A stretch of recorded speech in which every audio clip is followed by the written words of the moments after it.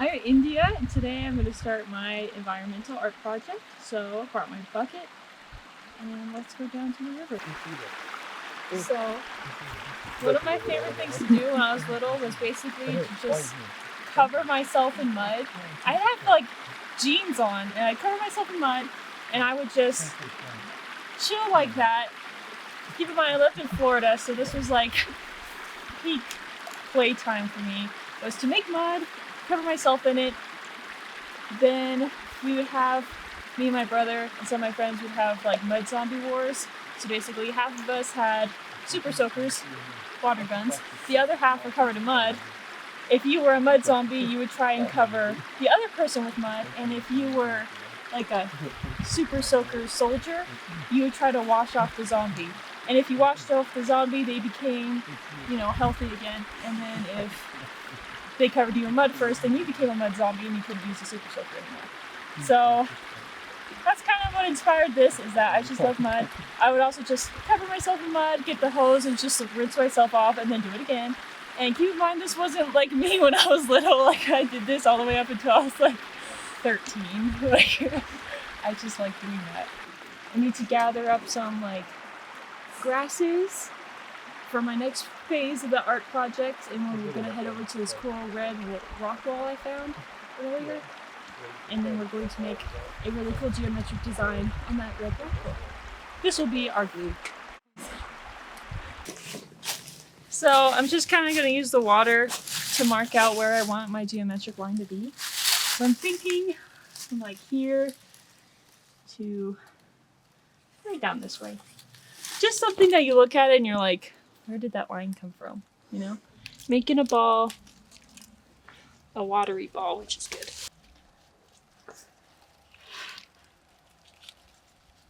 That looks good already.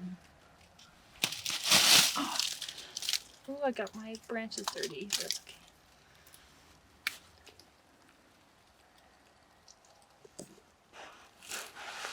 Just some of these things.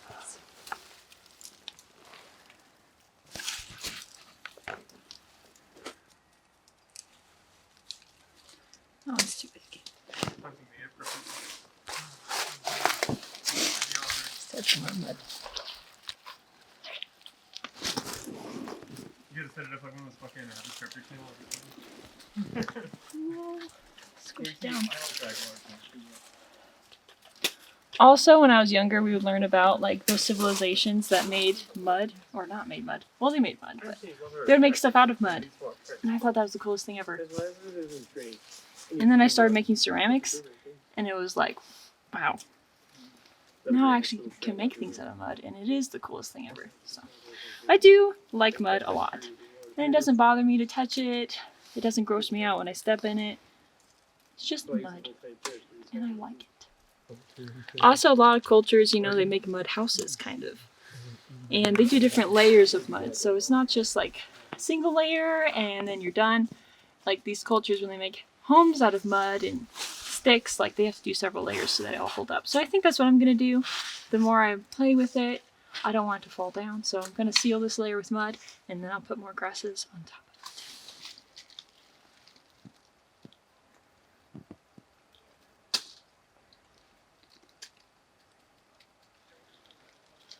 So I kind of explained my connection with mud and how much I like it, but grasses like this, I don't know about you guys, but they kind of remind me of like, of course, my childhood, because I did a bunch of weird stuff when I was little. I don't know if it's weird. I guess you guys would be the judge of that, but like, I used to eat this when I was little.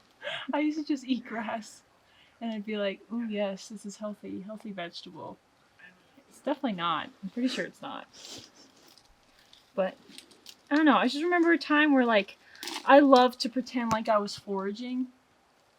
And I thought that was like, this coolest thing you could do is to fend for yourself and use things around you to like survive. So this is kind of what the project reminds me of. Somehow, maybe a different universe, this line on this rock is like, you have to do it for a purpose. Right now it's not a purpose, but it serves me a purpose. This outcropping of just little red rocks. These I'm going to use as my tiles on my mud line. I like these, and I'm going to switch from the grass to these guys that I found because they're just really pretty, and imagine them like all together like that. That would look really nice. And I'll kind of bring in like my ceramic theme because, you know, after you fire ceramics it turns stoneware, so this is kind of like stone.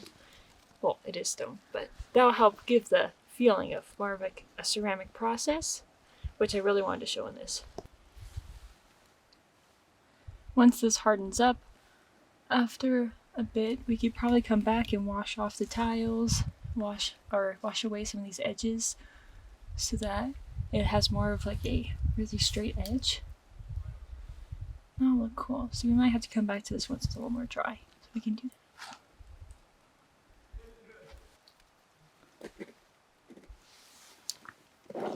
I like how this is coming together. The pattern is kind of reminding me of like a giraffe or something, which I like. Kind of doing a preliminary carve out of the edges real quick so that when I come back and wash off the rock, it'll be kind of easy to know where my edge is. I think we'll let that dry for a bit and then we'll come back to it and wash off the excess mud. So like here I'll wash off, so it'll just kind of look like a big stand-up thing, but on either side I'll wash off this extra mud, and then if there's any mud on like the rocks, I'll wash that off. But yeah, I'm excited to see how it dries. It's kind of like real ceramics, just seeing what it looks like after it's fired, you know? It's always a little different. We got our straw in between our layers, which is turning out nice. Our mud's a little harder, so I'm going to take some water and I'm going to kind of try and wash away this extra mud here. I'm going to pour it, and it should wash away everything else. Oh, I keep pouring it on the thing! And they're considering nothing really washed off when I accidentally poured water on it, which is a good sign. So, there's my mud-inspired art piece. See you next time.